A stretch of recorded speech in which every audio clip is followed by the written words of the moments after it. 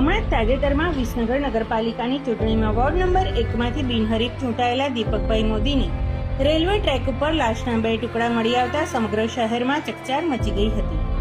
આ ઘટનાના સમાચાર વાયુવેગે અને સોશિયલ મીડિયાના માધ્યમથી મળતા મોટી સંખ્યામાં લોકો સ્થળ ઉપર દોડી આવ્યા હતા. નગરપાલિકામાં બિનહરીફ ચૂંટાયેલા દીપકભાઈને પક્ષના નેતા તરીકેનો હોદ્દો પણ આપવામાં આવ્યો હતો. આ ઘટનાની જાણ થતાં શહેર પોલીસ તંત્ર પણ સ્થળ ઉપર દોડી આવ્યા હતા અને પોલીસ દ્વારા તાત્કાલિક અસરથી જરૂરી કાર્યવાહી હાથ ધરી હતી અને મૃતદેહને સિવિલ હોસ્પિટલ ખાતે પોસ્ટમોર્ટમ માટે મોકલી આપ્યો હતો. પોલીસ તંત્ર દ્વારા પંચનામું કરીને સિવિલ હોસ્પિટલમાં મોકલી આપ્યો હતો.